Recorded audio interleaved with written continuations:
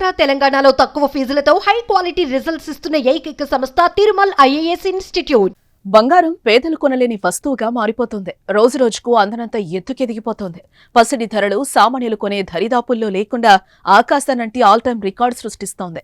నెల రోజుల క్రితం 78,000 రూపాయల వద్ద ఉన్న తులం బంగారం ఇప్పుడు ఏకంగా 86,000కు పైనే చేరిపోయింది. 2 రోజుల్లోనే 2,200 రూపాయల మేర పెరిగి లక్ష్యంగా దూసుకుపోతోంది. ఎవరో తరుముతున్నట్టు పరుగులు పెడుతోంది.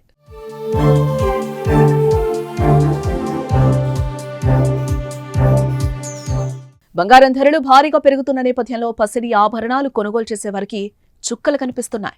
రోజు రోజుకు పెరుగుతున్న బంగారం ధర నగలు కొనుగోలు చేసేవారికి ఆందోళన కలిగిస్తుంది. కేంద్ర బడ్జెట్ ప్రవేశపెట్టిన తర్వాత బంగారం ధరలు తగ్గుతాయని సామాన్యులు ఎంతో ఆశ పెట్టుకున్నారు. కానీ ప్రపంచ మార్కెట్ ప్రభావం, ట్రంప్ టారిఫ్ పాలసీలు, రూపాయి విలువ గరిష్ట స్థాయికి పడిపోవడంతో బంగారం ధరలు ఆకాశాన్నంటాయి. చరిత్రలో మొదటిసారిగా గురువారం 87,000 రూపాయల మార్కును చేరుకుంది బంగారం.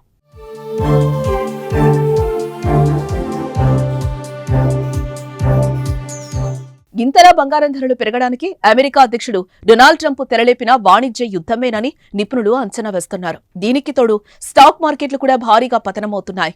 ఇన్వెస్టర్లు తమ పెట్టుబడులను బంగారం వైపు మళ్లిస్తున్నారు.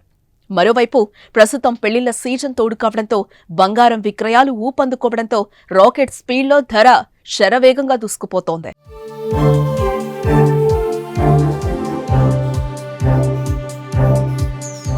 నిజానికి బంగారంపై పెట్టుబడులు పెట్టిన వారికి ప్రతిఫలం లభించటంతో మదపరుల చూపు పుత్తడిపైనే మళ్లుతోంది.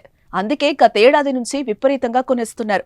వీరికి తోడు పెళ్లి శుభకార్యాలు పేరిట భారీగా బంగారాన్ని కొనుగోలు చేస్తూ ఉండడంతో పసిడి గిరాకీ పెరిగి ధర కూడా అమాంతం పెరుగుతోంది. ధరల పెరుగుదల ఇలానే కంటిన్యూ అయితే 1,00,000 మార్కును అందుకోవడానికి ఎక్కువ రోజులేం పట్టకపోవచ్చు.